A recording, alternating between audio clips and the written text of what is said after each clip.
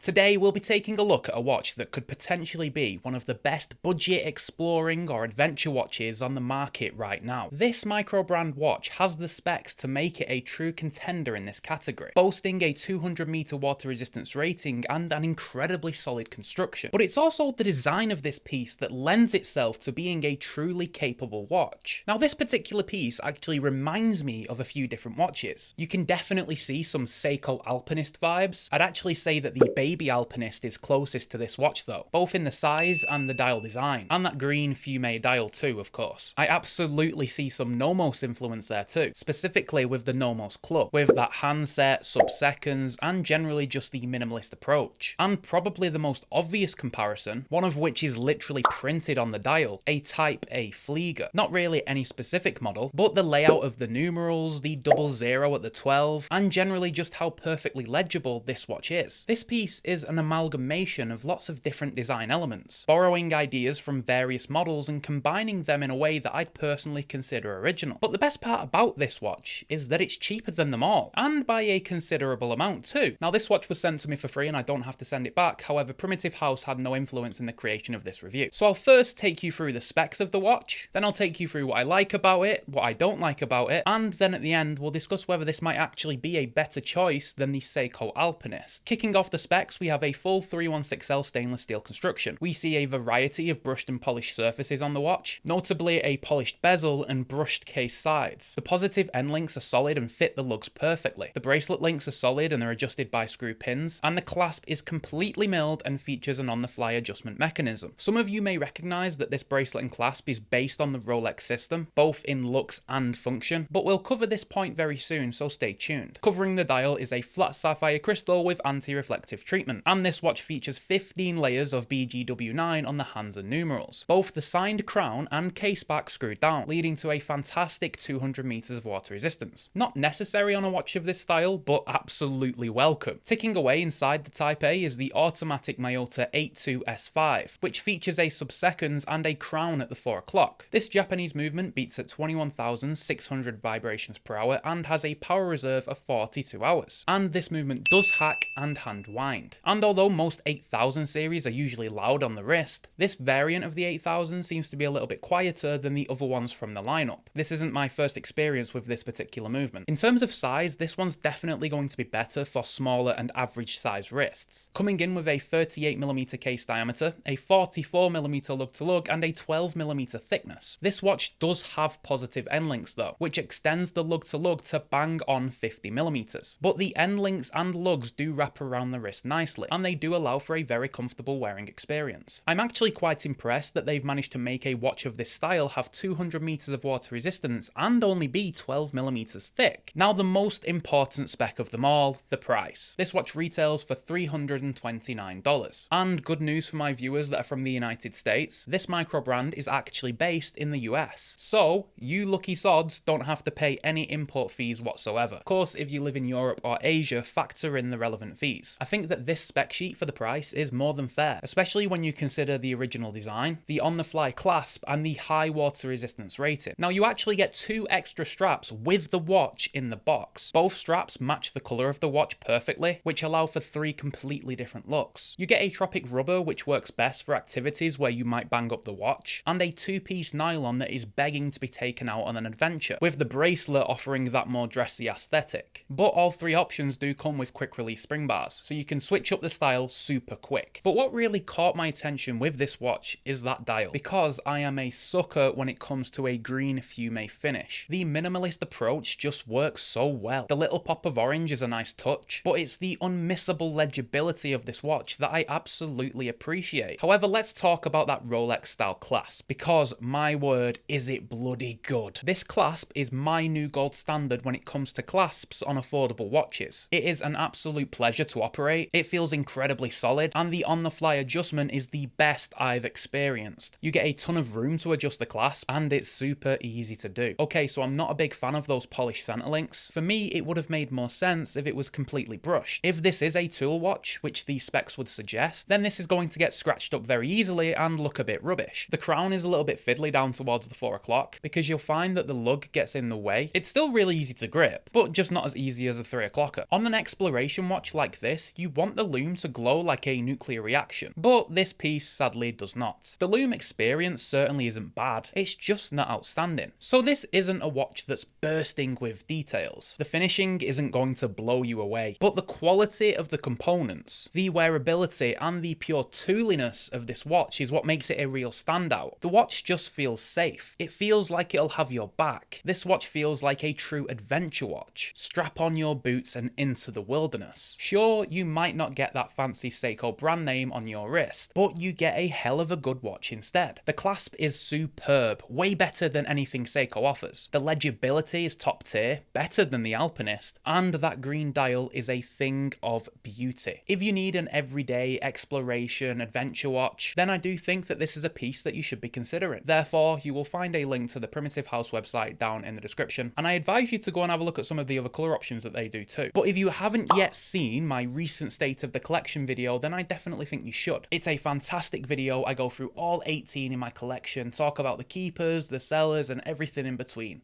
Go watch it. I'll see you over there. Bye for now.